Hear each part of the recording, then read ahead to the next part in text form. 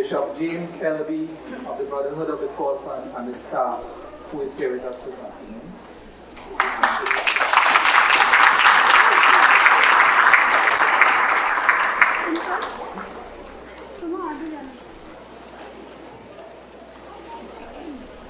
What happens when you die?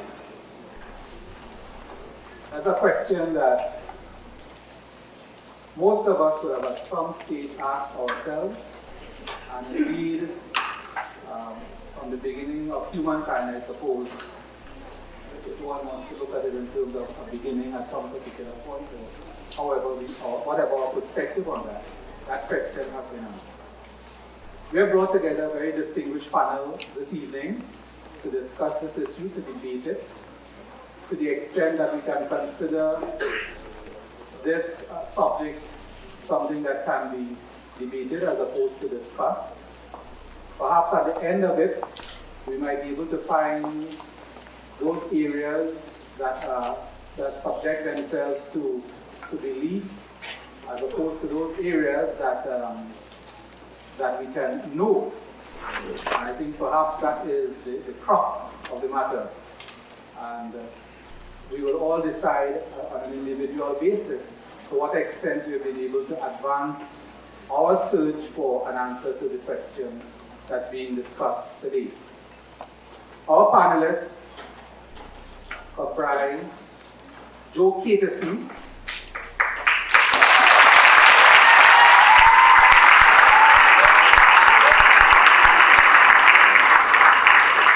who came with his renter crowd.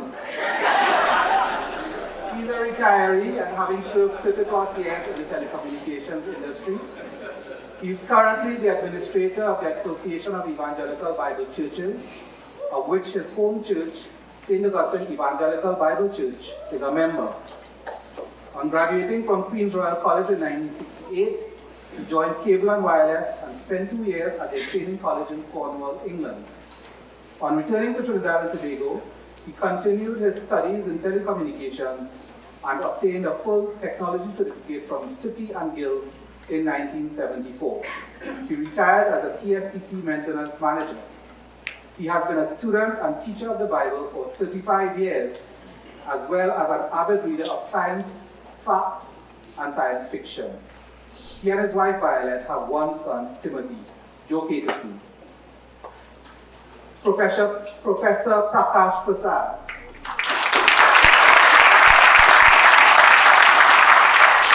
Professor Prasad is a professor of mechatronics and associate provost undergraduate studies at UTT. He is a first place winner in 2004 of the Prime Minister's Award for Innovation and Invention. Professor Prasad was awarded the prestigious Bharat Saman Pravasi Award in 2006, given to Indians residing overseas or persons of Indian origin who have made significant contributions to culture and country. Professor Prasad is the founding president of Swaha Incorporated and also served as chairman of the Theological Board for 5 years. He's a practicing Pandit and spiritual leader of the Divya Ashram located in Presal, Cougar. Professor Prasad is a columnist with the Trinidad Guardian, and in the event that things get out of hand this evening, he's a holder of a black belt in Shotokan Karate. Christopher Starr.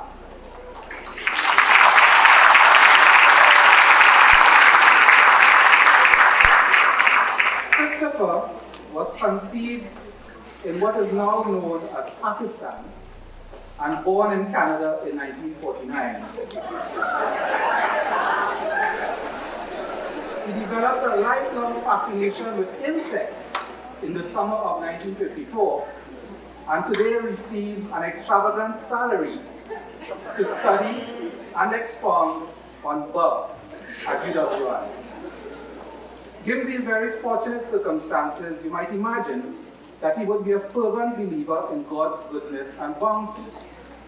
However, he is far from believing that any such entity exists. Raised in the Society of Friends, otherwise known as the Quakers, he, to show many of this group ethnic features, even as he has abandoned its religious teachings. In this debate, he will defend the view that there is no credible evidence that the self lives on after the body. The most sensible explanation then is that death really and truly is what it seems. That's Christopher Starr. Dr. Haidar Ali. Dr. Ali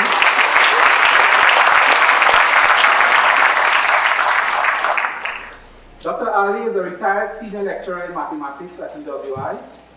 He's a former independent senator in the Parliament of Trinidad and Tobago. He is the Imam at the Phoenix Park and Claxton Bay Muslim Organization. And he firmly believes in life after death. This, he says, is essential to his faith. And that's our panel for this evening.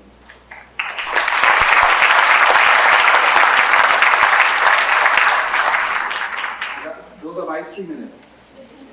How we're going to proceed from here on in is that we're going to have 12-minute presentation from the 4 panelists.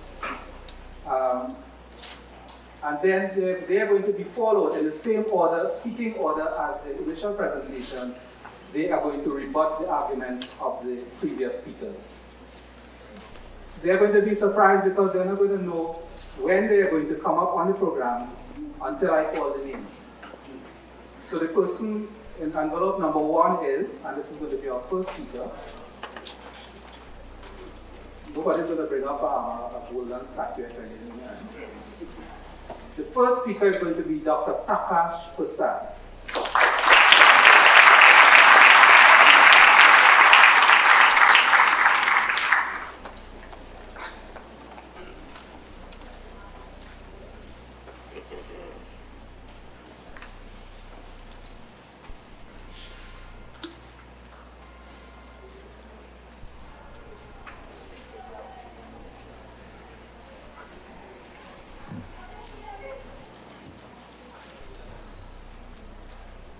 Thank you, Chairman.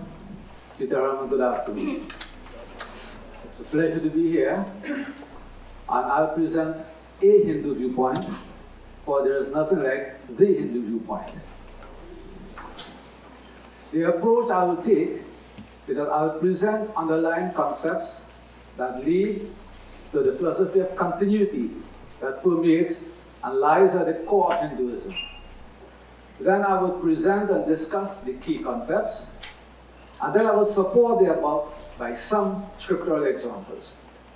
Now it is important that we frame the presentation in this proper proper parameters as such.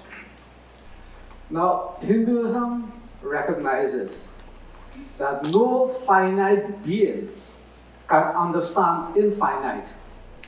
That is right away.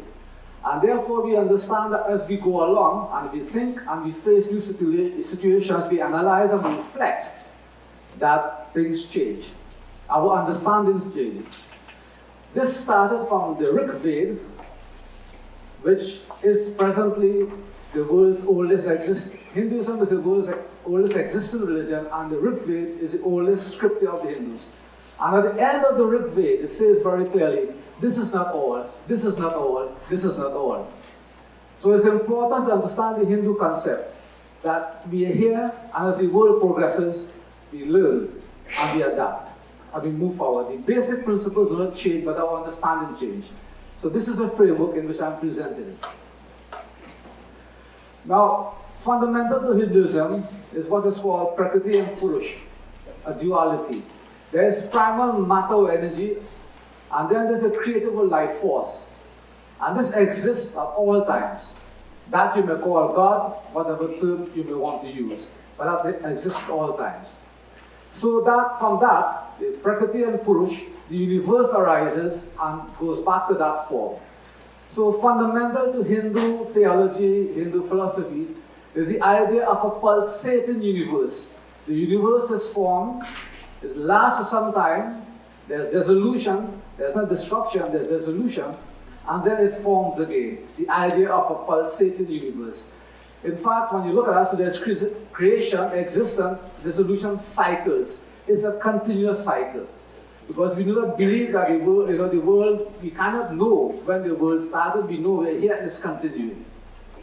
This you will see, and it's a practice in Hinduism, as other religions, where we tend to personalize concepts. So you would have heard of Brahma, which is a personalization of creation. He is not the creator, but a personalization of the concept of creation.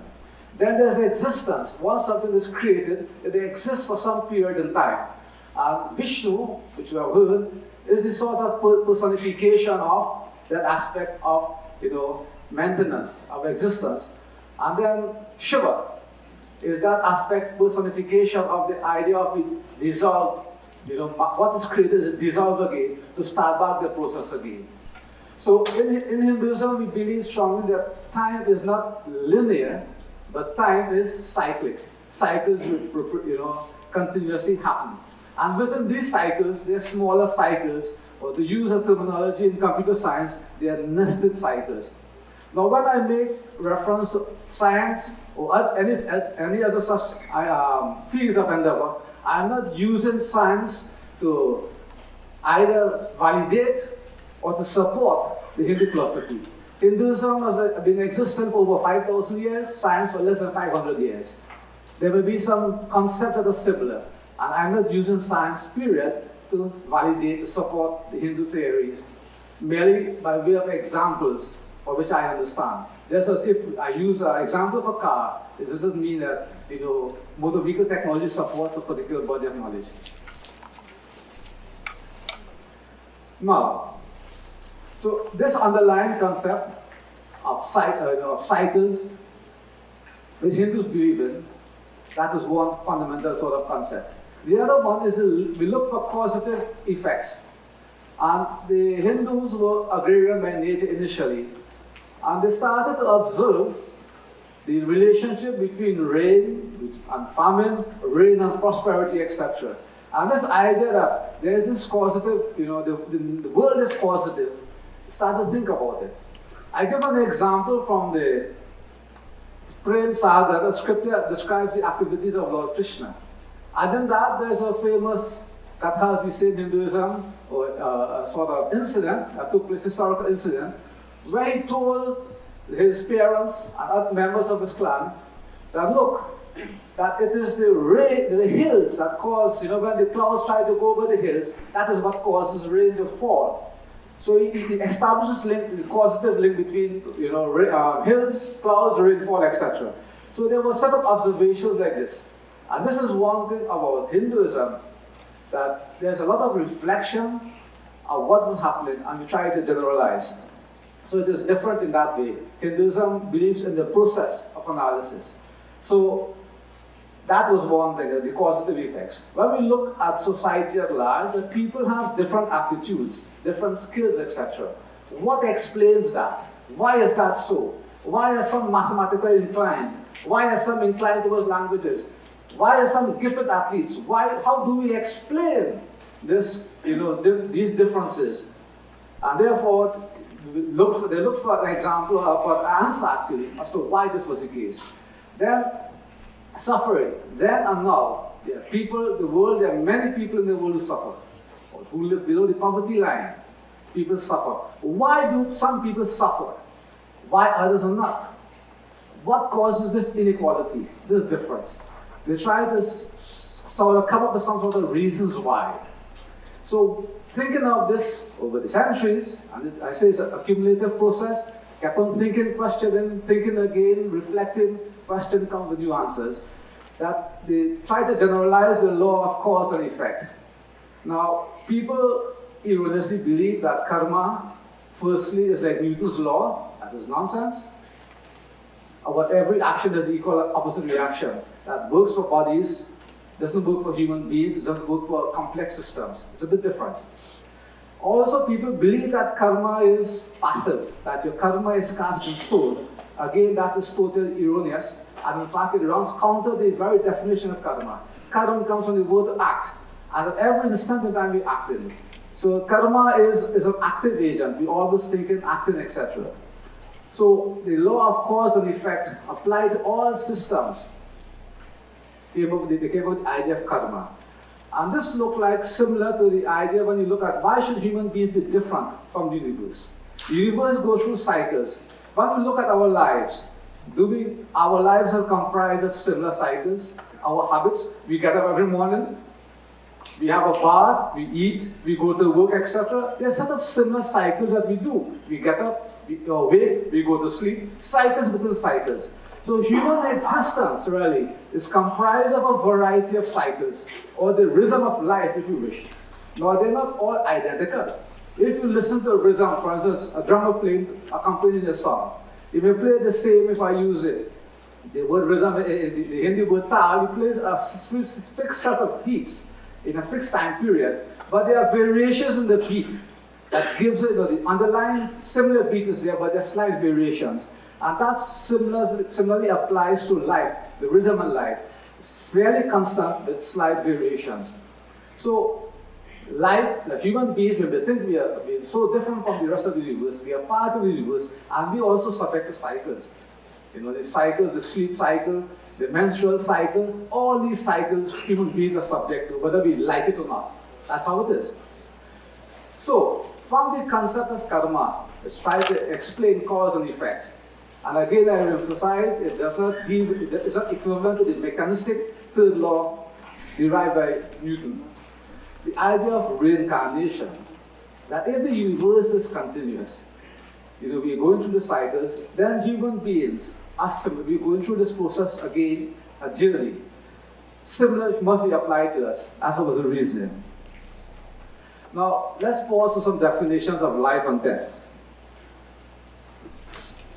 What is death really? And what is life? What dies? When does it die? Now in Hinduism we believe there are 5 bodies. There's this physical gross body that we nourish by food. Then there's the pranic body. Pran means life or air that we breathe, from which we get energy. The oxygen from the breath combines with the food to produce energy. Then there's a mental body. That's one other one. Then there's the astral body. And then there's the bliss body, which deals with awareness, consciousness.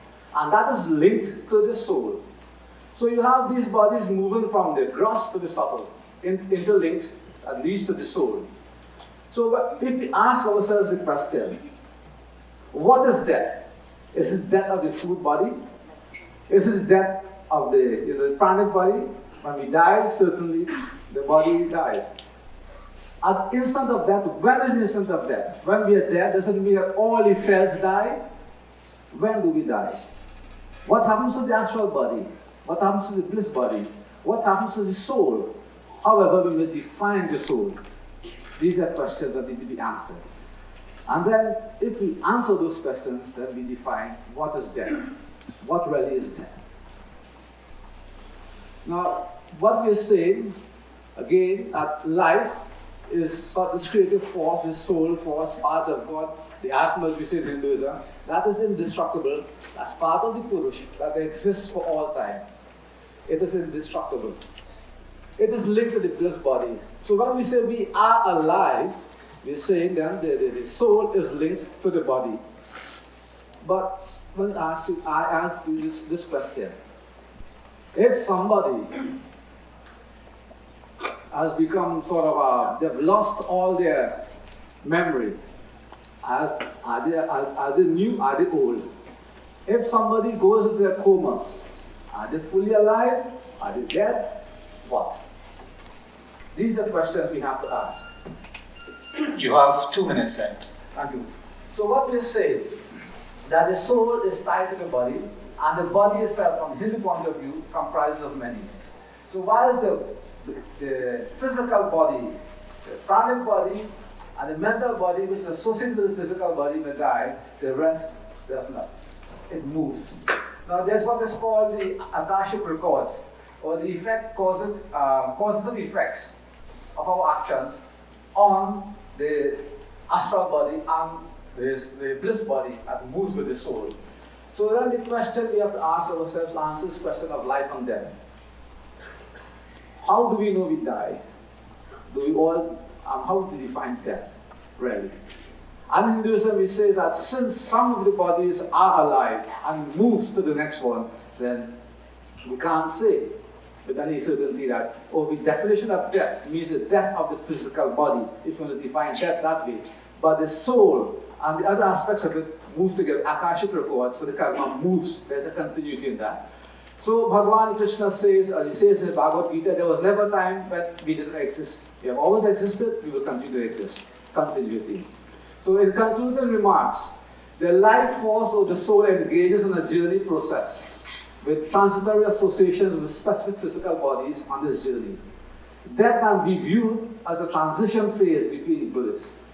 Life is a continuous process, because if we have no soul, we are not alive. And since the soul does not die, then how can we say, otherwise? It's a continuous process. And finally, that continuity of the world, continuity of life, is a core Hindu belief. I thank you. Thank you very much, Professor Prasad. Very good time management. I now invite Dr. Christopher Starr.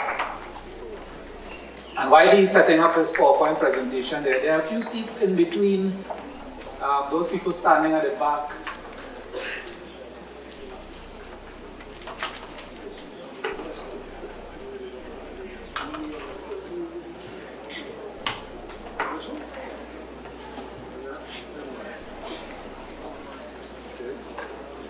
No, but I mean, I need to get out of it.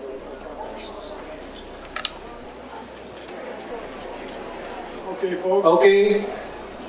Let's keep on time. Thank you very much, those of you who found your seats. Dr. Starr. I know a few people who are perfectly content to remain every day for the rest of their lives right here in Trinidad, but most of you are probably not like that. Most of you probably like to go to other places from time to time to time, including, I expect, a place you've never been before. I think you probably you can probably think of a place that you've never been that you'd really like to go. I'd like you to think of such a place right now.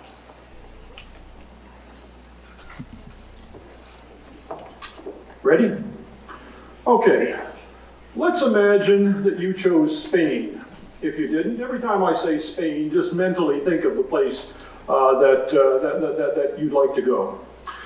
And the reason you chose Spain is because you've read a book or two about it, read some articles about it, seen some documentaries, maybe read some believable fiction about it, and that convinced you that Spain is an attractive place where you'd really like to go.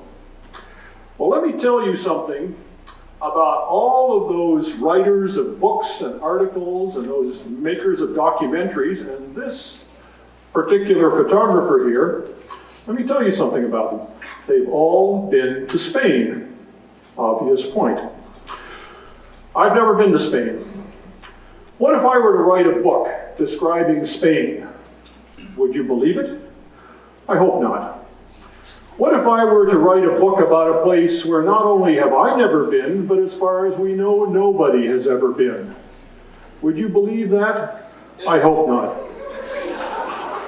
There is supposedly a Chinese saying that if you want to know what lies ahead of you, you ask the people coming back from there. Very sensible. This man, James Cook, made 3 extensive voyages in the Pacific Ocean in the 18th century, the main purpose of which was to discover a continent in the South Pacific. I do not mean South Africa. That was believed to exist in this area. And as you can see, he explored extensively. He went back and he had to report that he had found no such continent. What if I were to write a book, or James Cook were to write a book, explaining in detail exactly what was like in that continent, even though as far as we know, nobody had ever been there? Would you believe that? I hope not. Your standards, I think, are a little too high for that. What does that have to do with the question before us today? We're all on a journey that is in common language known as life. In time, we will all die. We're pretty sure of that. Then what? Now, my friends will all maintain that there is a being, a soul, that continues afterwards, a self that continues after the body dies. This is the one thing that unites the opinions of my three friends. So let's examine that. Now, first of all, people do not come back from being dead and report on what it's like. So it's a little hard to know what exactly lies out there, isn't it? If anything. Secondly, let's go back. Now here's a saying that was made notorious by one Donald Rumsfeld. Donald Rumsfeld was talking about Saddam's supposed weapons of mass destruction. And he said, well, just because we've got no evidence doesn't mean they're not there. I mean, that was a barefaced lie. There was no evidence in favor of their existence, but there was plenty of evidence in favor of their non-existence. James Cook found plenty of evidence in favor of the non-existence of such a continent. This supported the hypothesis that no such continent existed. Well, what if people could go to Spain, but they could never come back? Well, we might still be able to get some news of Spain, mightn't we? I mean, they could send us letters. They could send us, they could telephone us. They could tell us what it's like in Spain. And it might be very believable. And so I've taken this picture to represent people whose bodies have died, but who are over there and they can't come back, but we might want to try to communicate with them. And if they could then identify themselves plausibly, then that would be pretty good evidence that the self lived on after the body had died. And you'll hear from my friends two possible ways this could happen. It could be somewhere else, or the body could simply, the self could take up a new body. This is known as reincarnation. They're both very attractive ideas, especially, I mean, I have to say, reincarnation is such a cool idea. It's elegant. I mean, I'm not being sarcastic. I really wish I could believe that. Well, truth to tell, I used to believe it, but that was in a previous life.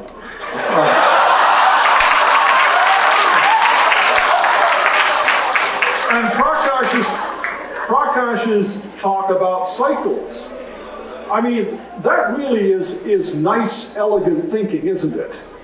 It makes sense to analogize these things, but that in itself is not good evidence that, in fact, the self takes on a new body and lives on in a new body. But what if we could reach out to them? Well, has this been tried? Yes, this has been tried many, many times. And the attempt is known as spiritualism. Now, spiritualism has a bad name today because it's been associated with a lot of fraud and charlatanry. But in fact, the basic idea is not bad. I mean, if the self lives on, then we should make every attempt to make contact, and that would possibly get good evidence. I once had a very pleasant session with an apparently very highly thought of spiritualist medium in London. And he didn't, there's nothing fake about him. He didn't try any cold reading tricks or make excuses when he was wrong. And he went through a very long, he was communicating, he was telling me things from my late mother. He made sure to ascertain first that she was dead. He was no fool. That way she couldn't come back and write in the newspapers that, that he'd lied. But anyhow, and he went through a long list, and I kept a log of it. And it was entertaining, it was interesting, but you could have done as well as he did. He did not score anything believable. There's no evidence whatsoever that he was talking with my mother. There is no evidence whatsoever that my mother's being continues. Now here is a saying in Latin. This is the standard statement of what is known as the principle of parsimony, or Occam's razor. And in plain English, what it says is that you shouldn't make your explanation of the known facts any more complicated than it has to be. You shouldn't if you've got a number of possible explanations, each of which is consistent with the known facts, choose the one that is least far-fetched. And the principle of parsimony, even in this situation where we've got any number of possible explanations for the fact that the body dies, we have no idea, we have no evidence that the soul lives on, the principle of parsimony demands that the simplest, most straightforward, least far-fetched explanation, contrary to what Al Pacino told Colin Farrell in The Recruit, is that things are what they seem. When a body dies and the being appears to disintegrate entirely, that, in fact, is what happens. That's my argument. Thank you very much, Chris. That's good. Dr. Haidar Ali comes next.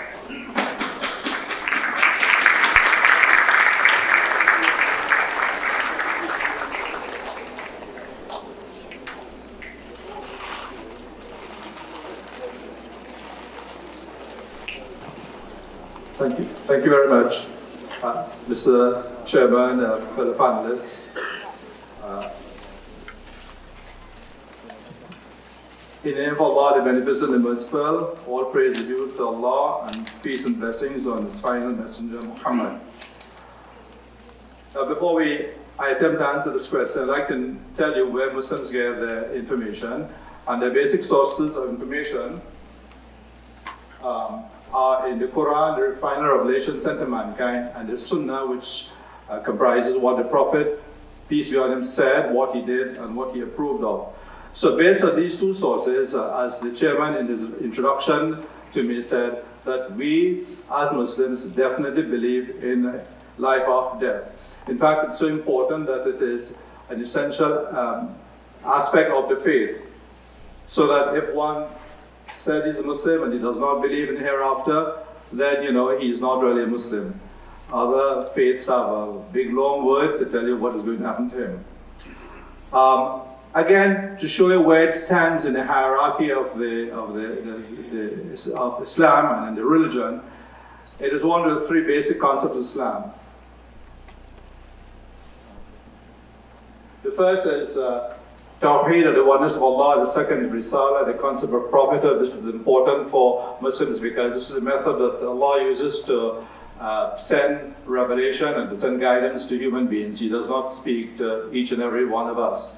By the way, I will use the word Allah because I'm accustomed to it, but you can just, when you hear that, translate to God, it means the same thing. And the other aspect is Al-Akhirah, the hereafter. So these are the three basic concepts of Islam. So that the topic we're dealing with is not peripheral to the religion, but it's fundamental to the religion. There's belief in life after death. It's not so much about seeing or someone's coming back, as Chris has been saying, but it makes one accountable for one's action in this world. We've noticed is the lack of justice, not only in Trinidad and Tobago, but elsewhere. And what happens is there's a certain amount of unfairness that comes to us, that how can this be redressed? Unfortunately, the only time you hear about this is in public is when you hear families of victims speak on the television and say that we want justice. As we heard recently when the 4 people were killed in Belmont, I think. What did the mother say? She said, well, if she doesn't get justice here, she'll get justice elsewhere, meaning hereafter. And she is not the only person, and she will not be the last person to say that. So it's almost ingrained in humans that they would believe in hereafter. But the concept of hereafter cannot be considered in isolation. We must go back. It begins with the creation, when Allah gave life to the fetus in the womb by placing a soul, my brothers and sisters. And death, we have a firm definition of death. Death is when the soul is taken away from the body. And these are the references that are given here, so anybody who's making notes can look at these things. There are three principles relating to the hereafter. One is the minor resurrection, which I'll speak about, the day of resurrection, and the third one, paradise and hell, which someone else will deal with. From now on, we just have the topics, and I will, without the details, and I'll speak on them. About the moment of death. This occurs when angels take that soul that we talked about before, take the soul away. For a believer, it's a gentle process. There's news of forgiveness and the promise of the heaven. But for non-believer, this is a difficult process, a painful process, and a threat of hell. The soul's departure after it is taken out. Again, there are two routes. One for a believer. It is shrouded with a material from heaven. There's sweet smell and fragrance on it. The gates of heaven are opened for it. The soul is welcomed by the angels, and then it is returned to the body. For non-believer, it is shrouded with material from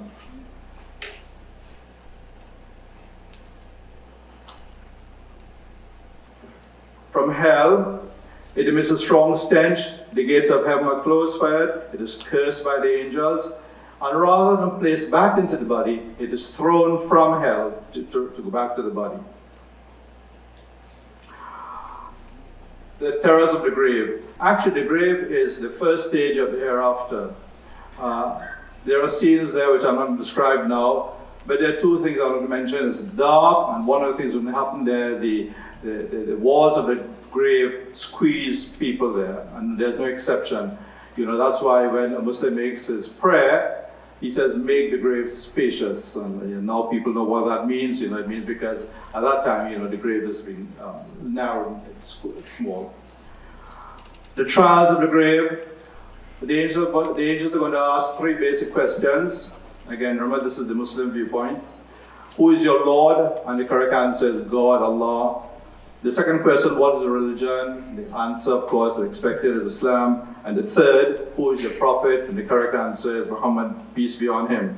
And if one answers these questions correctly, it will result in a reward. If not, it will result in punishment. There's a period between death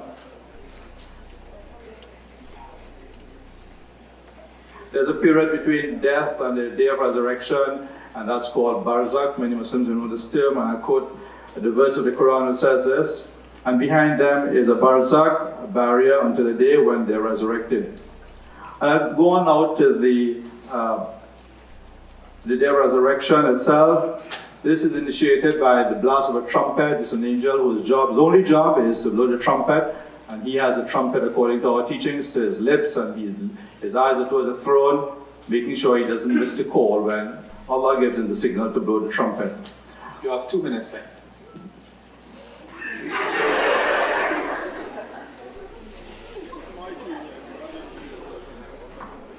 Only 6 minutes so far. Are you sure? Are you sure? You sure?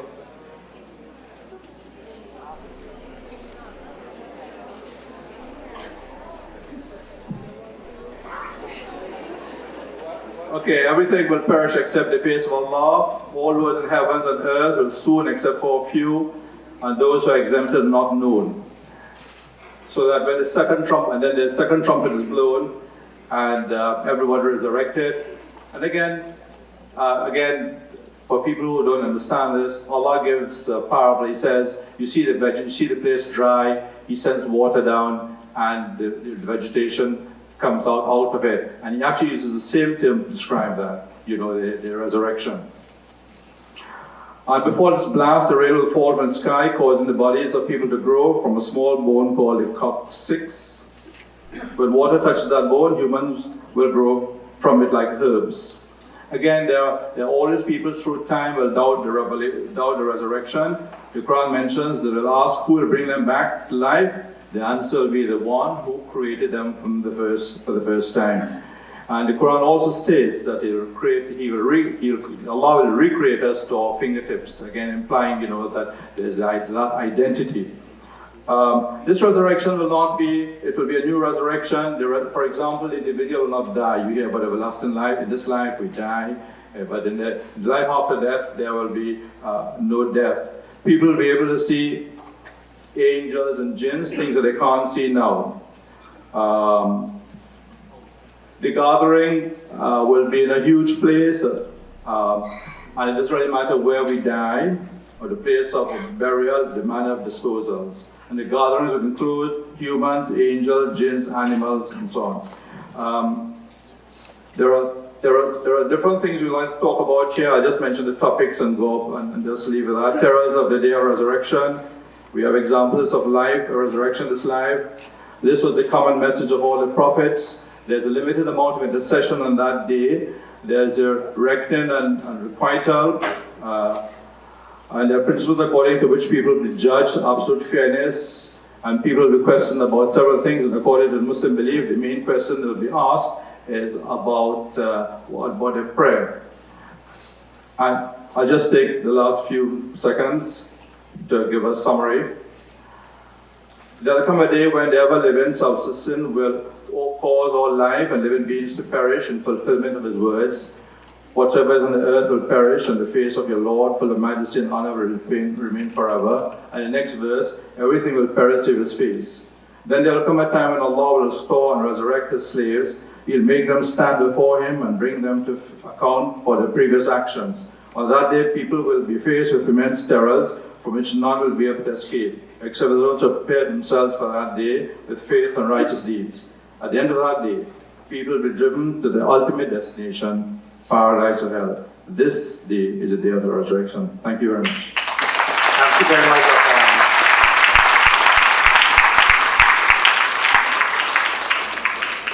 Joe Caterson is next.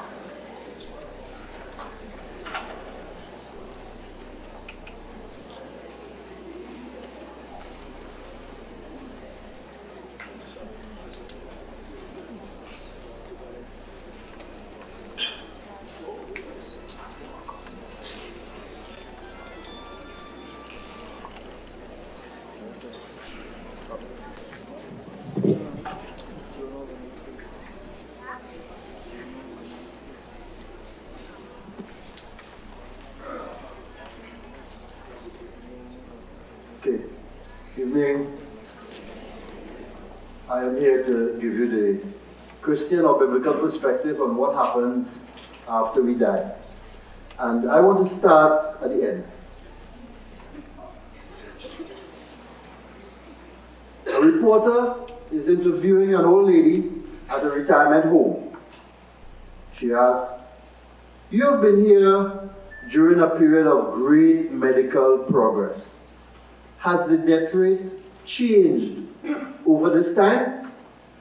The old lady thinks for a little while and then she answers, "No, it's not changed. One per person." One per person. And that's my basic position.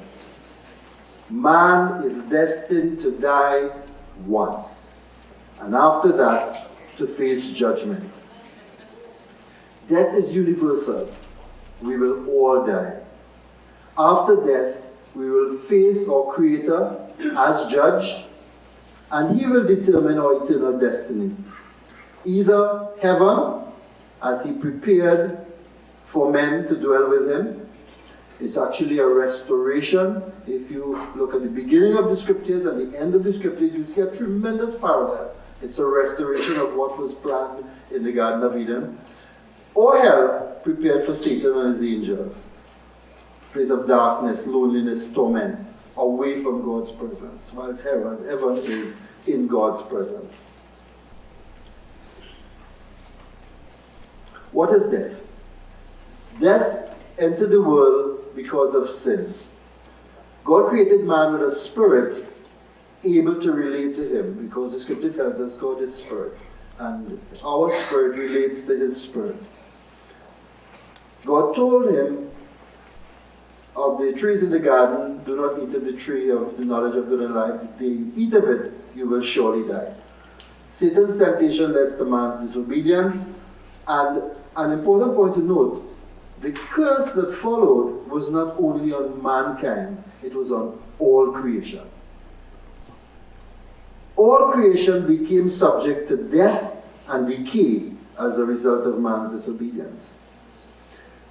Death involves separation, not annihilation. It is not an end, it's a separation. So, spiritual death speaks of the separation of our spirits from God's spirit. We were created to relate to God as Adam and Eve did in the garden, but the separation that came in after their sin was a separation of their spirits from God's spirit, so they did not have that intimate relationship anymore. That is spiritual death. Then there was physical death. The next thing that happens is that they died after a while. At the point of their disobedience, they didn't die right away. Death came afterwards. In fact, if you read through the book of Genesis, when you get to chapter 5, you start seeing the list of all the people who died. And all of a sudden death appears on the scene. Alright? So death is separation of our body from our spirits. Our spirits and our physical body are separated. There was a story of a pastor, young pastor, preached his first sermon, and it's a funeral, and he's trying to comfort the family of the deceased, and the corpse is laying there, and he tells them, what you're seeing here is just the shell. The nut has already gone to his eternal reward.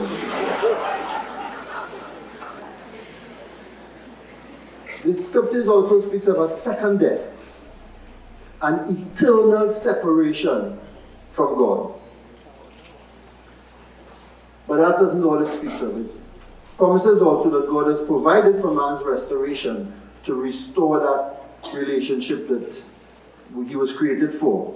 It has promised us victory over Satan, over sin, and over death. Now I want to jump right away to the book of Job. It's one of the earliest books by its contents and other means. It's linked to the time of the patriarchs, the time of Abraham and Isaac and so on. And in that book, one of the earliest books, we see a portion that is repeated again and again at funerals because of the tremendous hope it expresses. I know that my Redeemer lives, and that in the end, he will stand upon the earth. And after my skin has been destroyed, yet in my flesh I will see God. I myself will see him with my own eyes. I am not another. How my heart yearns within me. Going back to 4000 BC, like 6,000 years ago, this was Job's understanding. I want to jump forward a bit to about 1500 BC. Israel's kings, King David and King Solomon. First of all, King David. He was also a prophet.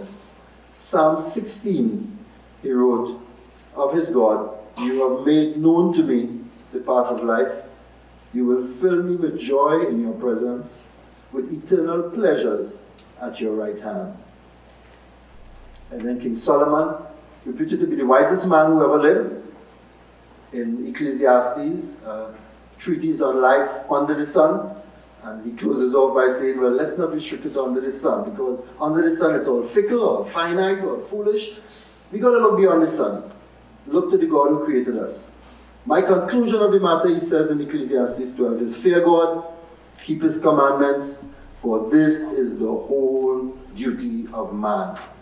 For God will bring every deed into judgment, including every hidden thing, whether it is good or evil. I want to use this as a jumping off point, a very important issue. Life has meaning. And life is meaningful because God created with purpose. He created us with a purpose. He created us with an intent. And because of that intent, everything in life is meaningful. Jesus Christ, I'm jumping way forward now to the times of Christ. Jesus Christ demonstrated his power over life and death. In the Gospel records, we read of him raising individuals from the dead, Jairus' daughter, Lazarus, the son of the widow Nain. And he says, I am the resurrection and the life. He who believes in me will live, even though he dies. He foretold his own death and resurrection, destroyed his temple in 3 days, and I will raise it in 3 days. And then he died, was buried, and rose again. confirming the validity of all the things that he had said. Why was Jesus' resurrection a conspiracy to create a hero myth? Some people say, well, they got together and made this up and, so on. Well, first of all, the evidence for the resurrection is pretty astounding. It's pretty strong. Tomb was sealed by the emperor. When the emperor sealed something in those days, it's a big issue. Nobody opens it without the emperor's permission. The tomb was sealed by the emperor, but it was found open. The linen in which the body was wrapped was untouched. It was as if the body was still wrapped, but the body was missing. If the body was available, then there would have been no debate. The authorities would have just made the body, put it on display, and that would have been the end of all the talk about resurrection. But the body was never available. Then this record tells us that Jesus appeared to 500 plus witnesses. Right? There's historical verification. The manuscripts on which we base our knowledge of Jesus' life, death, and resurrection date to within one generation of the event, which is excellent. I've never heard anybody say they don't believe Julius Caesar really lived.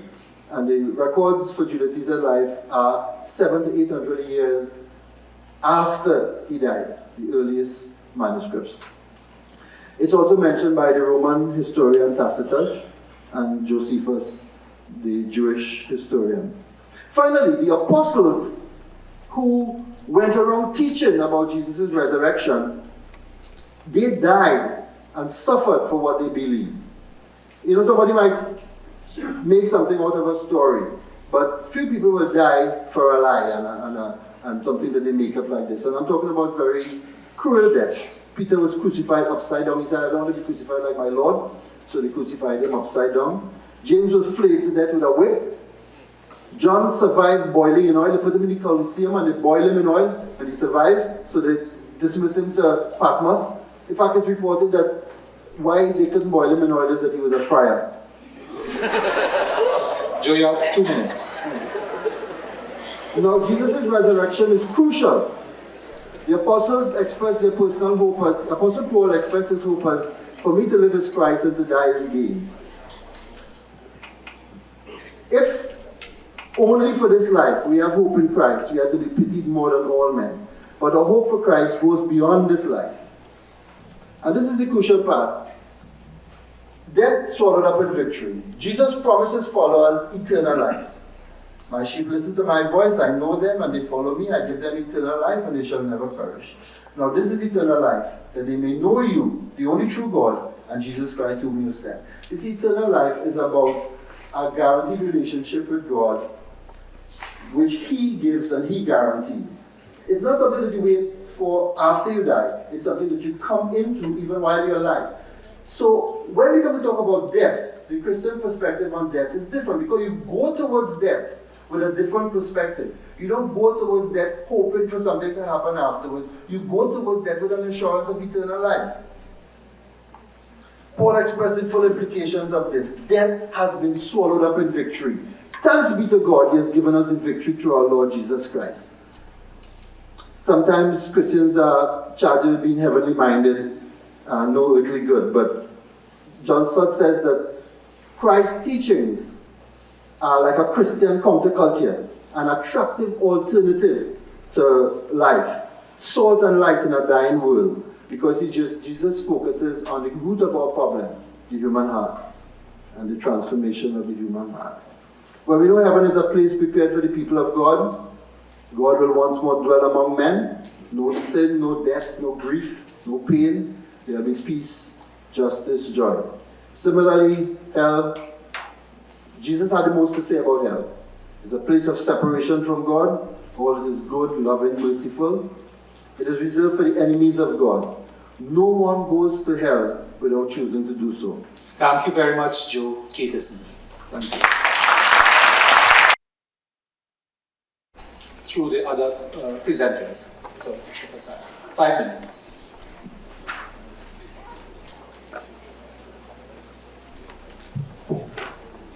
Thank you, Chairman. Firstly, with regard to Dr. Starr, I want to say firstly is that they are close-minded religious people. They're also close-minded scientific people. Close-mindedness is not subjected to not only one type of people are close-minded. I want to say, to refute some of the things he said, I understand the logic, and it was logical. But I ask you the question, if you're going to Jupiter, it takes longer than a lifetime to go to Jupiter. What does that say?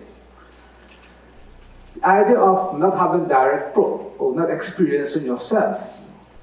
I would like an answer for string theory, which is supposed to be providing the answer for the theory of everything. Where is the proof that strings exist? But inference, science uses inference. And once you make, as mathematics, which is the language of science, once you make assumptions, then you follow through those assumptions and your conclusions must be consistent with your assumptions, whether you can prove it or not in the physical world. So some of the suggestions, some of the ideas, the concept of Hinduism are very consistent, and that's one thing I can say. The concept of Hinduism, the conclusions are very consistent, the theology and the practices also. Now, with regard to, again, the same thing, the fact is today, mathematicians are hundreds of years ahead in terms of application in the theory than the practical applications. But we need to look at that. So, so we can't condemn. And oddly, when we look at science, when we say that the world is not deterministic, principle of uncertainty, to be so sure and to use binary logic, you either right or you're wrong, you exist, you don't exist, is inconsistent itself with the argument of science and quantum physics or mechanics. So the argument itself is inconsistent. With regard to my monotheistic friends, and I speak with due regard, due respect, due humility, but I express my views clearly and frankly and honestly. I cannot believe that anyone can say God is loving and kind when he puts me in hell forever. Where is the judge? Where is the kindness? Where is the love?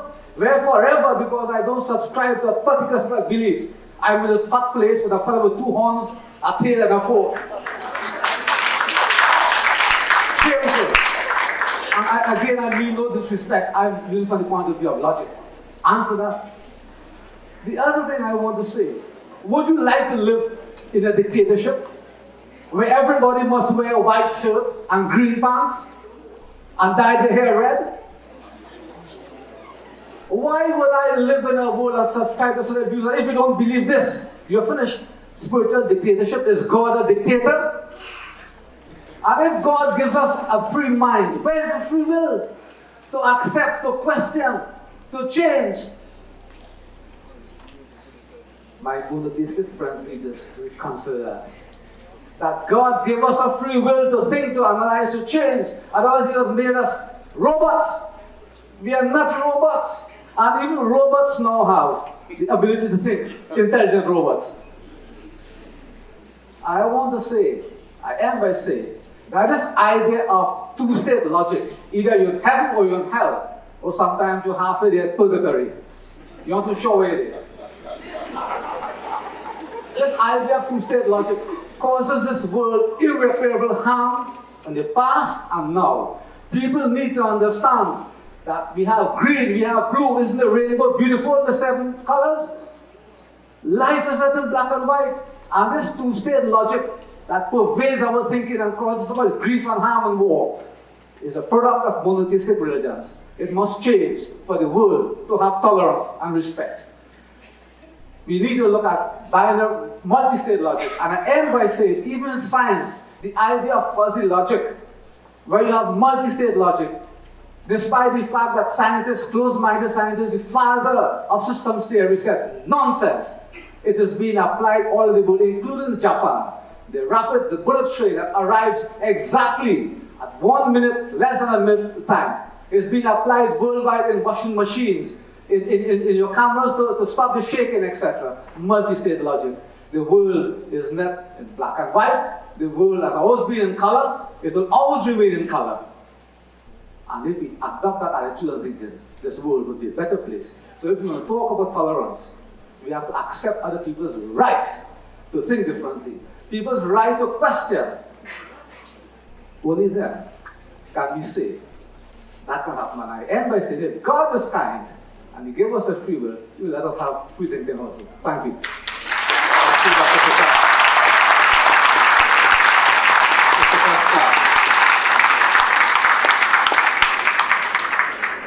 Neighbors, let's have some focus here. It will not have escaped your attention that my friends are all basing their descriptions, often very detailed descriptions of what happens after death, on books by people who had not died. If I who had never been to Spain were to write a book about Spain, I mean, you wouldn't believe it. If there was no evidence that Spain existed and I wrote a book describing it in detail, you wouldn't believe it. Why do we hold these religious arguments to a much lower standard than we would accept for geographical arguments? Now, I sometimes attend religious services. I find them very often enjoyable. The fellowship can be excellent. The part that interests me most, usually, is the sermon, the discourse, the khutbah. Because that's where the preacher tells you explicitly what she or he considers to be true and important. And there's something really remarkable about many of these, and that is the absolute assurance with which things are put forth and that you can't possibly know whether they're true. I mean, absolute assurance. I mean, if it was about Spain, you know, and you'd never been there, you wouldn't put it forth with that assurance. And one has the idea that they're pretty sure that nobody is ever going to come in to contradict them, because there's no way of knowing these things. So let me tell you what it's really all about. We've got these concepts of life after death that are totally absent of evidence. I mean, you know, basing these things on books by people who've never been there is not good enough. And some people may say, well, this can't possibly be made a scientific problem. That's not true. A world in which there is life after death is expected to have different properties from one in which there is no life after death. A world in which the appearance of a body being dead and the end, and no being in it, in which that is actually the case, is expected to be quite different from one in which that's an illusion. So it is a scientific problem. It can be approached. But the question then is, in the total absence of any good evidence, why do people cling to this? I'd like you to ask yourself that for 30 seconds.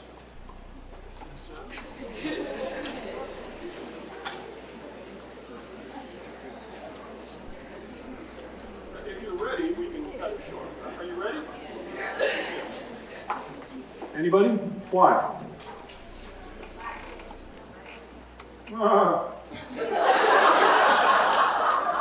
I'll tell you why. I think you all know the reason why. Because the idea that your beloved grandmother does not exist anymore, the idea that one day you will totally not exist anymore, is very unsettling.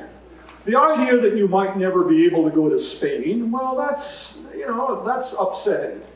But it doesn't really go to your core. The idea of not existing anymore is very, very upsetting. And so we grasp at straws. We grasp at anything to believe that that's not true. Well, it's very comforting to think that you are going to live on and that your beloved grandmother lives on today. But just because it's comforting is not good enough. It is a scientific problem. So what's the answer? The answer is to approach the thing with some backbone, to look the problem straight in the face and say, this is the only life I've got.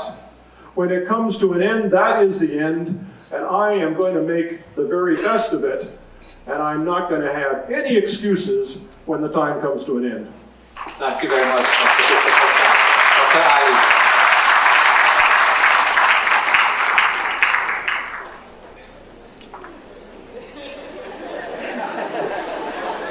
What it is, Lord. Thank you very much. The idea of rebuttal in religion to me is alien, because all teachings tell us that, like Rahbidin, that there is no compulsion in religion. So, although we hold different views, I have the great respect for all the views being expressed here. What I'll take the opportunity for in these few minutes to just give to the best of my knowledge, the Islamic position and some of the things that have been stated by some of the speakers. For example, when Prakash mentioned the cause inequality and the rich and the poor, that's exactly one of the arguments that is used for the belief in hereafter. That Allah is fair, God is fair, and God has created all of us here. But if some of us have and some of us don't have, there must be some other criterion by which He judges us, and He judges us by our faith, which is independent of whether we are rich or poor, whether what our status is. Also, that he was asking the question about what is death. Just by chance in my presentation, I got as far as that, to define death when the soul leaves the body. Also, just to go back to Chris, this is a standard argument that people use that one has to see, one has to believe, but these are things beyond our realm, and humans have to realize that there's a limit to what they can do, and we need to get guidance from some being other than human beings. That is why in matters like these, we have to turn to a greater being, which is God, and that's how we were able to get all information what hereafter. He's quite right. No one has gone and come back. So how are we going to know? We know through God, that the revelation He has sent to all the prophets and the books that are produced since then. He's also mentioned that, perhaps jokingly, but as I say, I have a few points to dwell on. He mentioned jokingly about he's pretty sure of death. Well, we have a verse in the Quran which says, "Kullu nafsin dha'iqatul maut," that every soul will taste of death, so that we are very sure that everyone is going to die. Just to, in case of Joe, we have this, just to mention, in terms of information, Jews and Christians, in the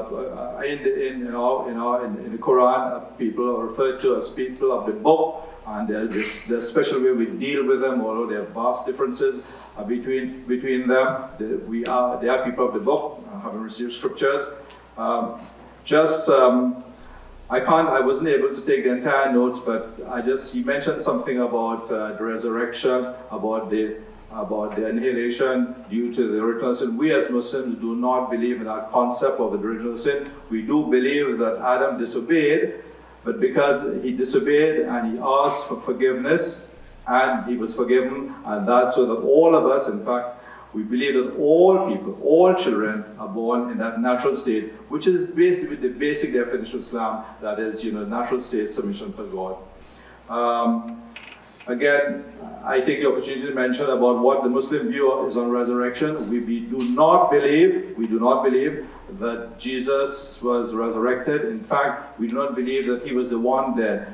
Our view of Islam is that someone else in the first case crucified, and therefore the resurrection doesn't come. We do not believe that He was resurrected. Someone else was resurrected. We as Muslims believe that God spared Him that terrible fate of the crucifixion, and He is with God somewhere, and He will return towards the end of time. Again, our concept towards the end, there was the belief, and there was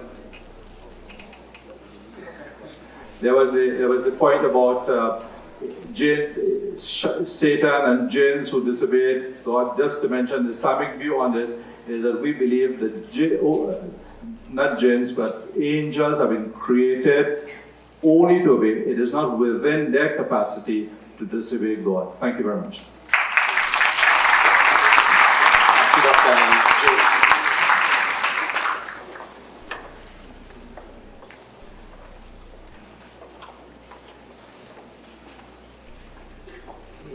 Thank you. First of all, I would like to respond to the binary or multi-state approach to information. I don't support that, because I think experience and life tells us that there is truth and there is error. And if there is truth, it implies that there is error, that there is another way of seeing it, another way of understanding it. And the fact is, we experience it all the time in our life. We take a wrong road, we end up in a different place. We make a wrong decision, we end up in a different result. And I don't see the understanding of the issues in life allowing for a multi-state treatment as if all possibilities are equal. You know, there has to be a reality, and there has to be what is not reality. And my understanding of reality is life as God sees it, life as the Creator sees it. And this is why our foundation is on revelation. If we want to understand life as the Creator saw it, then what did He tell us about it? All right? And we have the scriptures that give us the Creator's message to us of what life is about. We have Jesus Christ, who came as His messenger. And in this case, we may dispute it, but we have an account of someone widely recorded, widely substantiated, who did die and come back.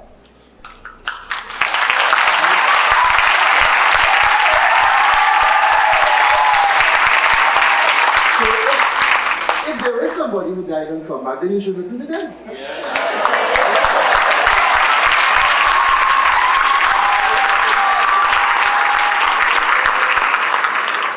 I just want to make the point that I find in the Islamic and the Hindu view, there is a dependence on what we do in this life. We are depending on what we do in this life for how we reincarnate, or what happens when we are resurrected, and so on. And there is a limitation in a dependence on works, when works are involved. Because, for one thing, we never know for sure. Then secondly, we never know how much is enough. How much good is enough. Even the good we do, we know our conscience condemns us, because none of us are as good as we could be. We may not be as bad as, we're not as bad as we should be, or bad as we could be, but we know we're not as good as we could be. All right? And we have to face that without assurances. Now, one of the things that hits me as powerful, that comes out of the scriptures, is that Paul in Romans says a verse, one little verse that really is a powerful verse. He says that our salvation is by faith. It is by faith, not works. It is based on faith. It's based on our belief, our acceptance of what God has said and done. In fact, one great writer put it this way. He says that when you put your faith in Christ, you begin to agree with God, as opposed to your rebellion before opposition to Him. Because He sent Christ to reconcile us to Himself. When we say yes, we begin to agree with God, and so on. Now, our salvation is by faith, so that it might be by grace. That is, so that it might be God's free gift. It's His gift. He is giving it. He is the one responsible. It's based on His giving, so that it might be sure. It don't depend on what I do. It doesn't depend on it just depends on my willingness to receive it, my willingness to believe it and receive it, and so on. And I find that very powerful, because I find it difficult to depend on works, Have I done enough? Should I have done more? Whatever, Thank you very much, Joe Caterson. I'm sorry that I couldn't pause the clock for applause. The clock kept running. We have two questions from the floor before we go to the general audience. We have a question from Pandit Maharaj. Is he there? Yes, Pandit. There's a microphone there. And the instruction that the panel has is that it's optional whether the individual members answer, but if they do, you're limited to one minute to respond.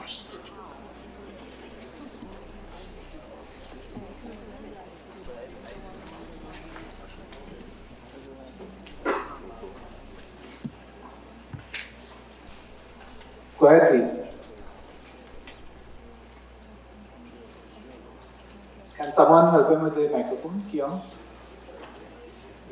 Okay, Sitaram, good evening to all.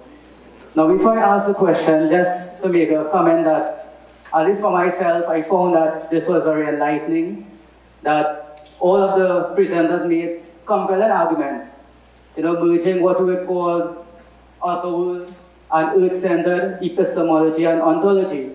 Now, the question I want to ask is really to separate that which is outer world and probably bring the discussion more to what we see as evidence. So the question is this, directed to Pandit Prakash and maybe to anyone else who cares to answer. Could your argument be used to account for what would otherwise be seen as random fortunes and baseless variations in the human condition? That's one part.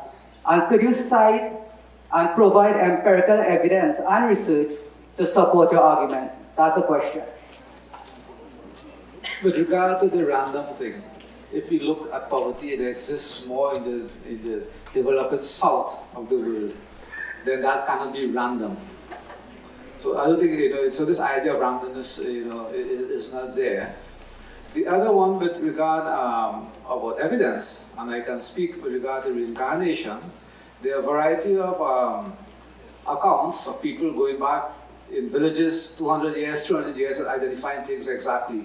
That can't be random. There must be some continuity.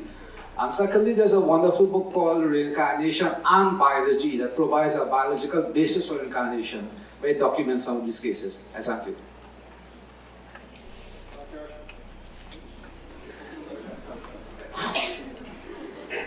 It's on? Okay. Prakash, I'm very interested in this biology and reincarnation. Perhaps there'll be an explanation in there of why there are now twice as many humans and fewer elephants than when I was a kid, and why dinosaurs never get reincarnated today. It's something I've always wondered.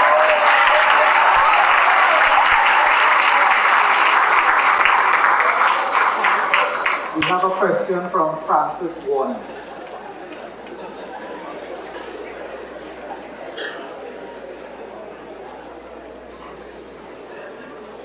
After Mr. Warner's question is responded to, we will take questions from the audience. You indicate by raising your hand and find yourself near the microphone. Francis Warner.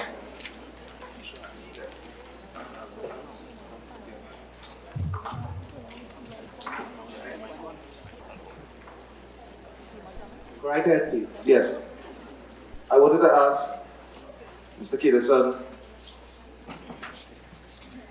you seem to have based a crucial part of your argument on the resurrection of Jesus Christ. But is that just a myth or some spiritual lesson or some great spiritual truth that people are trying to communicate? Or is this something that really did take place in history, and therefore we can say, yes, Jesus Christ really went to Spain and came back? Answer the question. Certainly the Christian position is founded on that. In fact, the death and resurrection of Christ is crucial to the Christian faith, in that without Christ there's no Christianity. And the evidence to support the resurrection is really widespread. And there's a lot of evidence to support it. The life of Christ, the manuscripts that support the stories about his life, the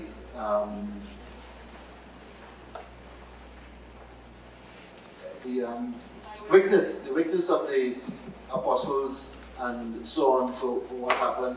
So I would say our understanding is we are dealing with a historic event, and we are dealing with an event that was prophesied. It's not only a question of it happened. It was promised that it was going to happen.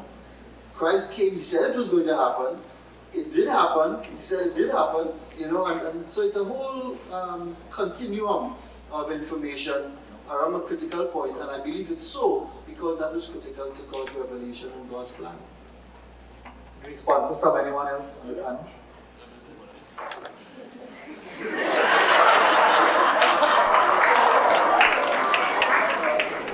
Since when does a professional... Is it on? Yeah. Since when does a professional preacher not want to talk? I mean, this is my idea of a miracle. Thank you, Prakash. Joe and I agree on a number of things. Absolutely correct that if there is no resurrection, there is no Christianity. But the evidence for the resurrection is weak. It is circumstantial. It will not stand up to the Spain criteria that we've laid out today. Okay, thank you very much. I see Bishop Ellaby, who's already with a microphone. Dr. Gift. Let's take one more, and this gentleman here, and then we will take another round of the Bishop. Yes, thank you. I would like to say to Dr. Starr, I heard something mentioned that the second death. So the dinosaurs has already had the dead death. And I would like to say another question for Christians.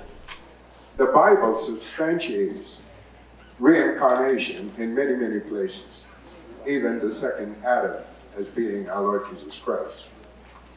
So the resurrection of the dead, as mentioned many times, is misunderstood. It is the womb of a woman, not the grave. So my question is, do we believe that Christ made a mistake when he, in John chapter 11, 25 and 26, for those who would like to take notes, said that if you believe in me, you will not die? And do we think that the Apostle Paul made a mistake in 1 Corinthians 15, 35 to 38? When he asked the question, some people will say, how are the dead raised up?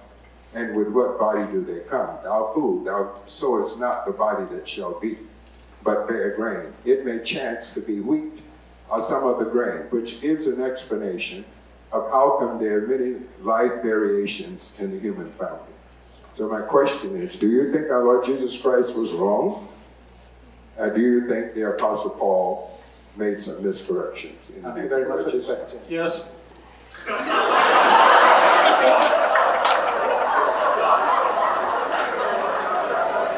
What I would just say is that the great conference from Stanley Google, a lot of the idea of reincarnation, except in the Christian world, was put aside. That's why there's a separation of the Eastern sort of Christianity and Western, and that some of these concepts exist between both.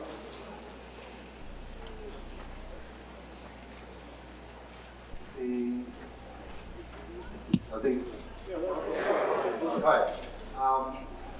The fact of resurrection, Jesus was speaking of in the context of Lazarus' death and him coming back, bringing him back to life again. That is not really a case of resurrection. He was revived because he had to die again. In fact, what is so funny is the Jews were looking to kill him after Jesus brought him back to life. But what Jesus was pointing out to Mary in speaking there, because she herself said, yes, he will rise on the last day. So she obviously believed the resurrection. What he was pointing out to her is that he is, I think the critical thing about that verse is the I am. I am the resurrection and the life. I have the power over life and death. And I think that is the way we need to understand his words there, in that she understood that there was a resurrection in the last day. She understood that brother would rise again, but she did not fully understand Jesus' power. So he's telling her, I am the resurrection and the life. And he brought Lazarus back to life as further evidence of what, his ability to do just what he said. Okay, thanks, Joe. Anyone else on the panel? Dr. Ali. Thank you. Well, I have already I've already put the Islamic position already on the crucifixion and the resurrection of Jesus himself, and I've made it very clear about we do believe in resurrection. There are two examples that we have that are given in the Quran One, that the people of Moses, peace be on him, were killed by a thunderbolt and were brought back to life. And the other example, which relates to Christianity, is Prophet Jesus, peace be on him, brought the dead to life. We have a little proviso there by Allah's leave. Because the Quran says, and I quote that verse, "And I heal him who was born blind and the leper, and I bring the dead to life by Allah's leave." So we believe these things took place by Jesus did these things by Allah's leave. I can't comment precisely or answer precisely the bishop's question about whether this is so or so, but these are our positions. Anyone else? The panel? No? Okay. Yes, good evening to everyone. Let me say that I found the presentations all quite intriguing. The question this evening was about, is there life after death? And the evidence presented related very much to writings of the different religions. I would like to bring, Chairman, to the panel this evening information collected over the last 25 years, which I was a little surprised that perhaps Joe didn't bring forward. There have been numerous instances of people, and Chris, it's not true to say that people haven't died and come back to tell about it. There have been numerous instances of people who have been clinically dead, pronounced so in the hospital, and who have been resuscitated. And there are several books written by doctors and psychologists who have interviewed these people and have given what you have to say is eyewitness accounts of what has happened after death. And there are two themes that emerge in these accounts. One group talks about a beautiful experience, a life that is full of joy, heavenly. They talk about music beyond anything they've heard in this life, and just unimaginable joy.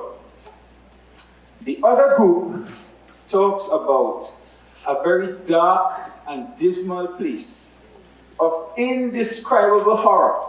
They talk about beings that are malformed, grotesque beings in this very hot place. Now, there are numerous, there are hundreds, perhaps thousands of these accounts available today.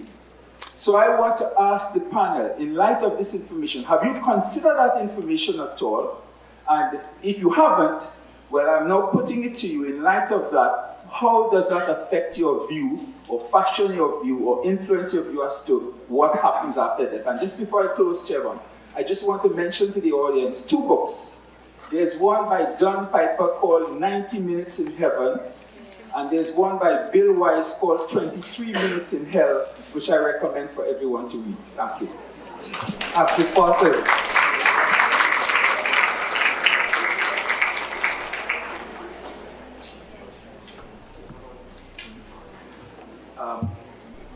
This is not the people you have referred to, the evidence that you put forward for the last 25 years. Just remember, I'm a believer in the resurrection. But that is not the concept of revelation in our teachings. When I was able to just skim through the last slides of mine, you mentioned that the individual comes back is not the same individual. In this life, the person has finite time in this world, but in the resurrection, there's no limit to his life. And that's one of it. So it's not about the same. So if that individual was here and has come back, that is not our concept of the resurrection. It's the same individual. And the other things I mentioned about, it's not the same place and whatnot, and a different scenario, the land of gathering and whatnot. So to me, the analogy is not the same. Thank you. Yes, just to respond to that, I am also aware of that literature, and I go so far as to say I'm monitoring it with interest. Because I'm also aware of literature which suggests that the idea of seeing a light and moving towards a light and so on is consistent with the way the brain functions and the closing down of brain functions and what you're likely to see when that is happening and so on. So there have been some scientific explanations for why people might see certain things or experience certain things at that terminal phase. So all I can say about that is I'm monitoring the information with interest. Well said, Joe.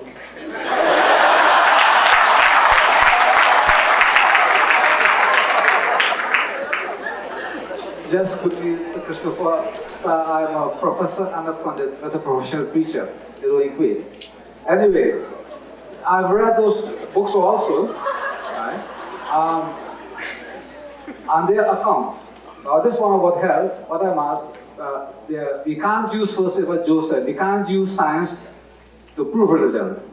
Because we're saying, so that is disingenuous.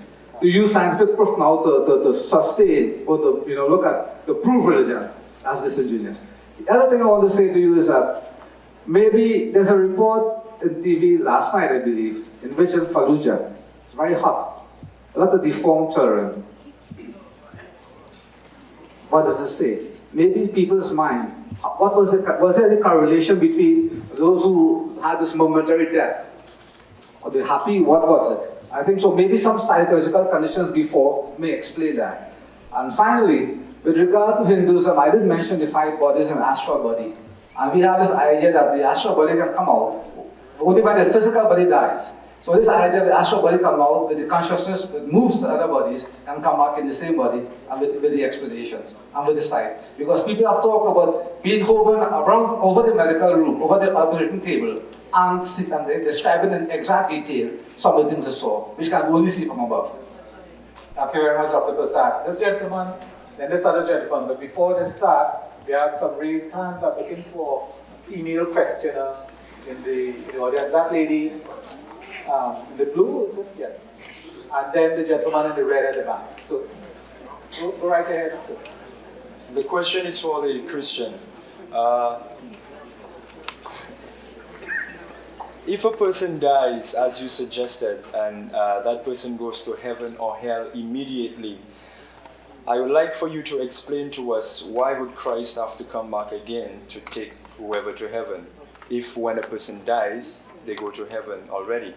And of course, I would like for you to reconcile in John chapter 3, verse 13, where Jesus himself said, "No man have ascended to heaven, but he who came down from heaven, even the Son of Man." And also, when Christ at the resurrection, when Mary tried to cling to him, Mary Magdalene that is, he told Mary Magdalene, "Do not cling to me, for I have not yet ascended to my Father." Thank you for that question.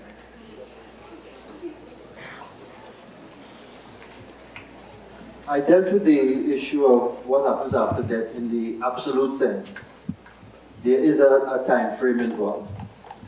In fact, in preparing, I had a series of slides on resurrection, and what the Bible teaches about resurrection, and the order of resurrection. There is an order of resurrection. So there's an interim period between death and resurrection, and there is an order of resurrection. Christ first, then the saints, and then, there's an order that it goes through. Right? So I just didn't have time to go into that detail. So I'm not implying that you go immediately. There is an order that resurrection takes place. And there is an interim period between. But I'm not advocating, because it's another issue, that there's a soul sleep. The soul goes to a waiting place. In fact, the scripture tells us that believers go to be with Christ. Others go to an area of waiting before the time of resurrection comes. That's my... Dr. Ali, I'm sure you have a view on that, the timing.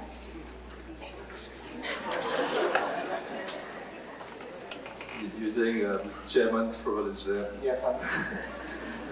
No, there is this timing, and I specifically mentioned in the Quran mentioned this verse that between the death and the resurrection, there is that period. In fact, it has a name, it's called the Barzakh.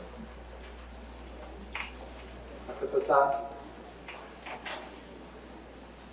with regard to the body taken, the soul taken another body, there is also a defined period in Hinduism also. We don't believe in resurrection, we believe in reincarnation.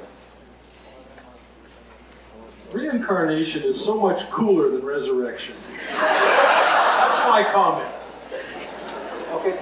Yes.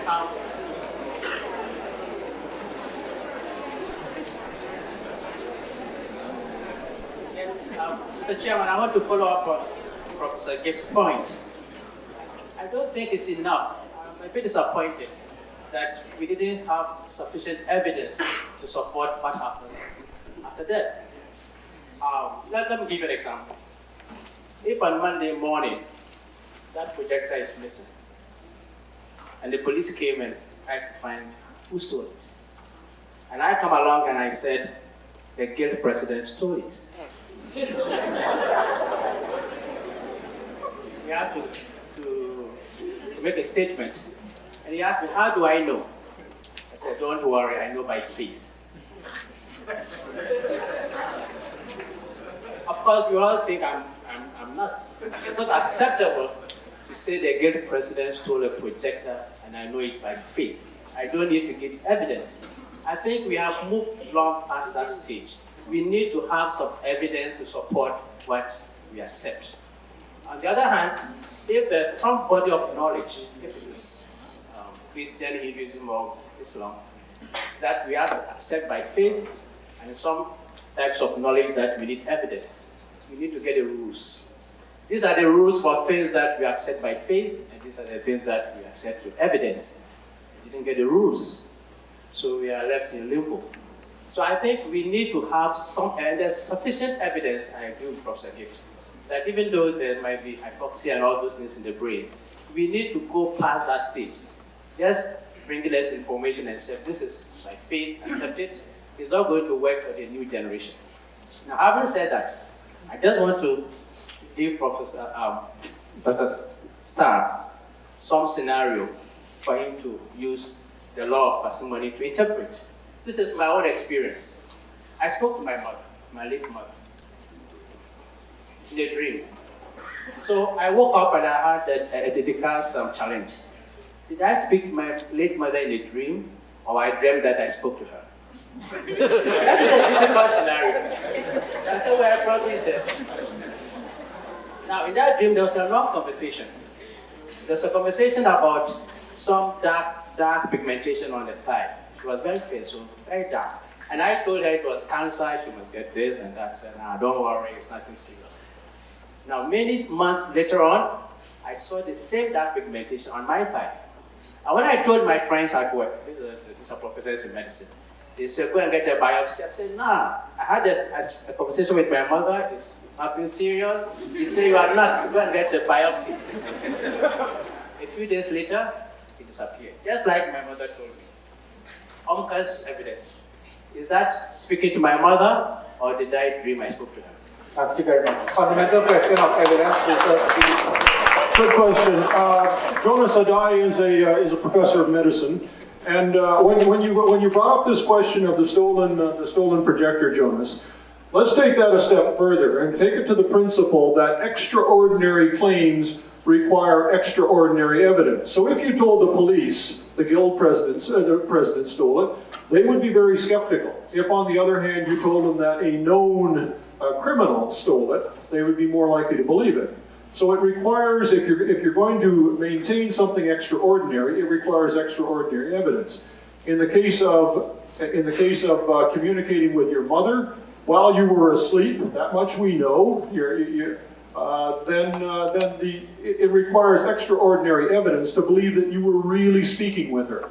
We know that people dream. We know that they dream that they are talking with people who are no longer around. That is the simplest explanation. And if you want to go beyond that, you need something extraordinary. Otherwise, the principle of parsimony demands that you assume that you just dreamt that you talked to somebody deceased, as I think we have all done. Firstly, if you were telling police in Trinidad, some might say they won't find it anyway. Doesn't mean the police don't exist, because they weren't able I think we have to be careful of framing arguments as simplify the problem too much. Therefore, we get simplistic solutions. The other thing is the idea of intuition. How do you look at that? And I think this is a point I was making from the beginning. That when I was a small boy, I read X-Men about laser guns and all sorts of things. It exists now.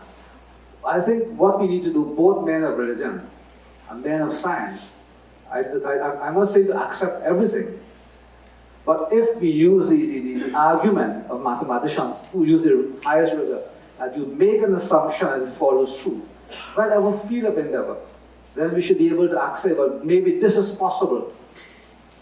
And I think we need to adopt that approach, as opposed to, dismissing totally.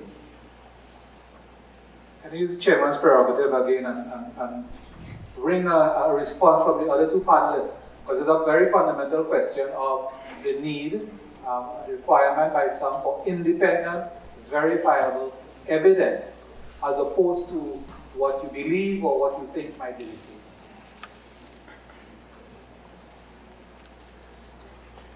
The need for evidence is real. And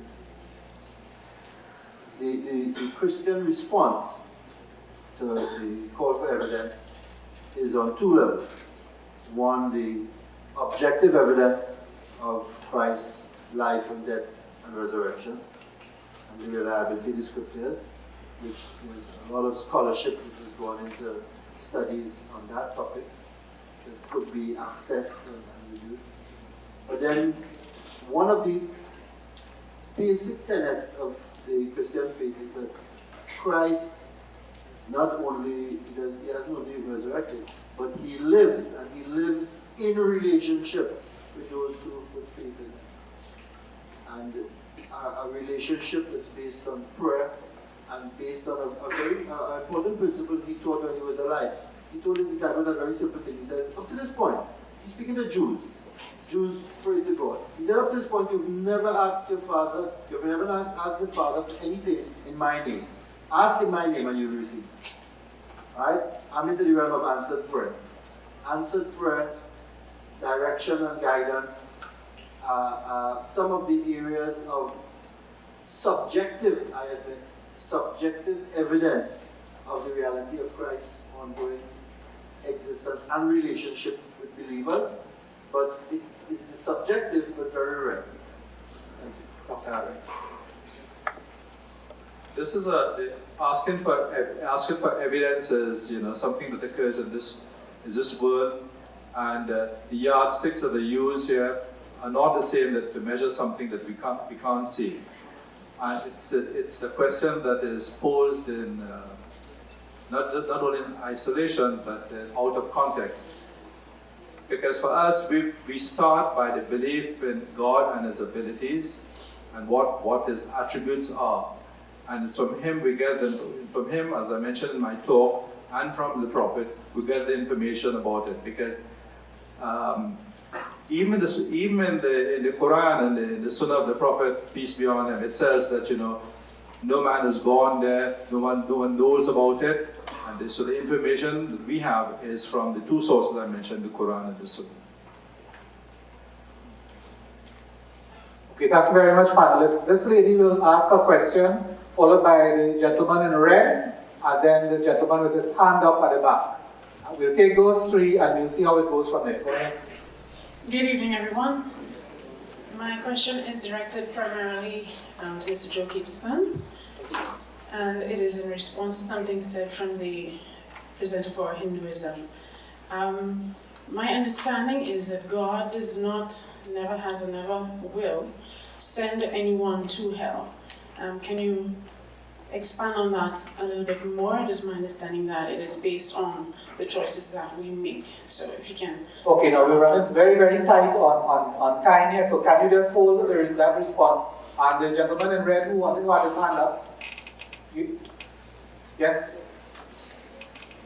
Come and ask your question, and the other person at the back. And those will be the final two questions.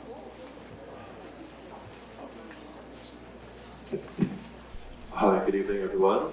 My question is actually directed to the Imam. Now, I heard you say that Muslims pray that Allah would make the grave spacious. How was that practicable? Okay, let's get the responses and then the other gentleman.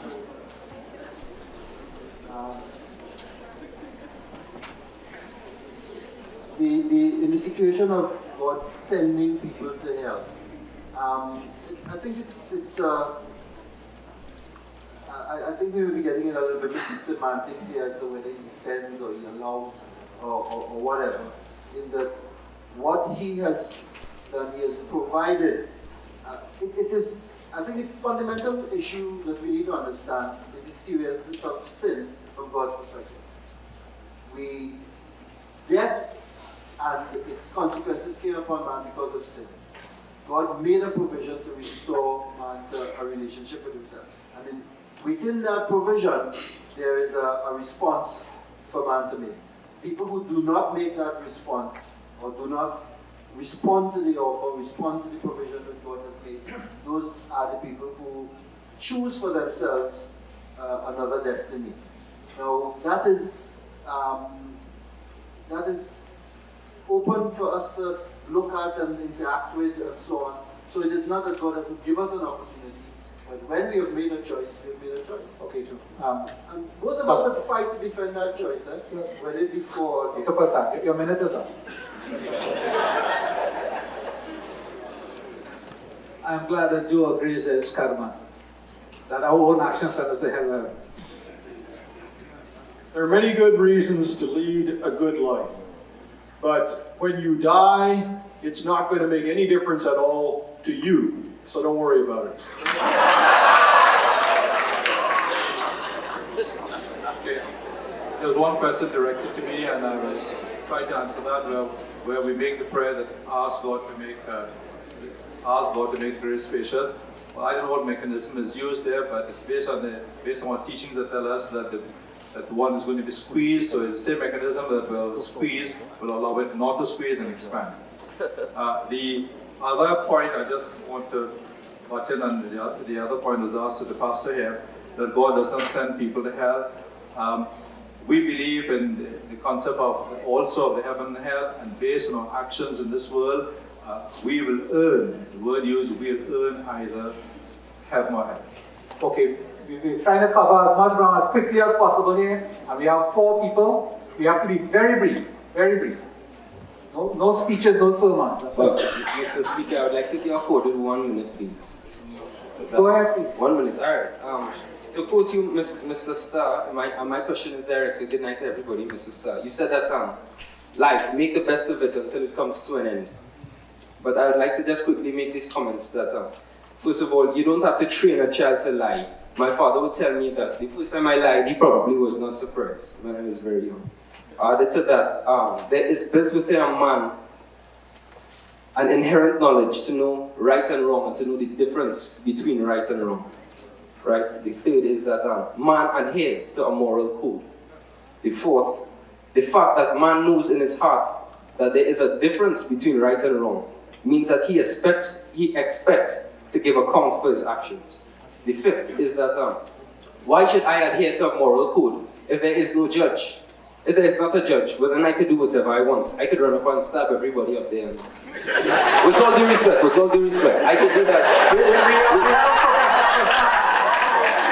Wait, but let me finish. I'm sorry. Wait, let me finish. I could do that, and you see, if there was no life after death, then the same fate would befall the righteous and the unrighteous, the just and the unjust. Thank you very much. We have to talk about the rules and observing the rules. Next person, please. Good evening, all. All members of the panel have based the arguments on the perception of what is written in their so-called spiritual books. Except Mr. Stiles, how can I know about these existence, like after death, outside of these religious books? Suppose I do not believe in these books. To Mr. Stiles, if death is the end, where life came from? Okay, so that we won't forget any one of the 2 questioners. Let's make the round of the panel, please. Chris, I think we'll all pass. Okay, they passed. Please. Very brief, please. Alright, I just want to Dr. Prakash. You say that basically life recycles, life is reincarnation. Well, I just want to ask, if they started off with a limited amount of people, of humans in the world, how come now there's a population of more than 6 billion? Where those like coming to a factory of souls coming down? And I want to ask everybody in general, you say that God only lets us into heaven if we are good. So, if I'm a good person throughout my whole life, do everything in my entire life good, but the only flaw in me is that I don't believe in God, and I'm good throughout my whole life, will I be accepted into heaven or not? Okay, thank you very much. Very quickly, and then because we were asking for another female participant, this lady is going to close off the questions. Joe, you said it's all about faith, right? And not about actions. So wasn't Adam action responsible for all that is happening right now? Can you answer that for me? Thank you very much, and lady, and then we'll respond to all and wrap things up. The message of the cross is foolishness to those who are perishing.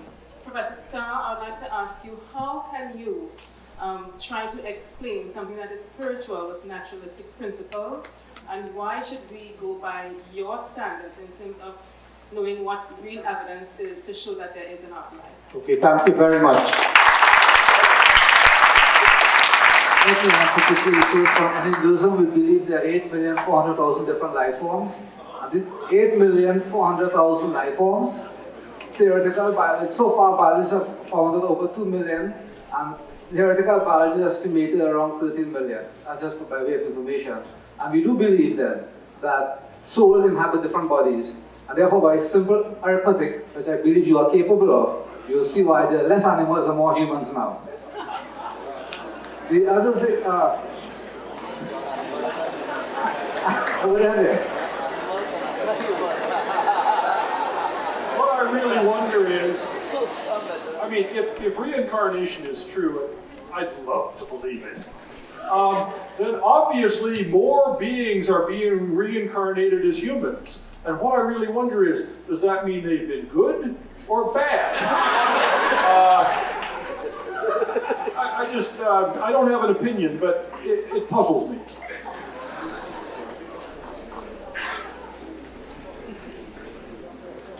Okay. I'd just like to comment on the person who spoke about doing only good deeds and not believing in God. What would be his position? Well, in the Islamic position is that good deeds alone will not get you in heaven. Faith alone will not get you in heaven. There must be a combination of faith and good deeds. And we already commented on the concept of the original sin, which we do not subscribe to. I'm sorry, I got a little bit phased with the multiple questions. I'm not sure. I'm not sure where. Well, you have 30 seconds left to respond to one. Thank you very much. Now, one of the things we did when we started the program is that we distributed, people drew, took lots of bits of paper. So we have 3 people in the audience who have little pieces of paper, and they're supposed to stand. If you have what's written on the paper, Angela? It's okay. It's for that person. It's that slip of paper. You have written on it that you need to comment on the quality of the discussion this evening. There are 3 people who pulled that, who pulled slips with that on it. Okay, we have one gentleman. Who are the other 2 here? Okay. Okay, so that's it. So we're going to have the 2 people comments on how you thought things went. Okay, good evening, everybody.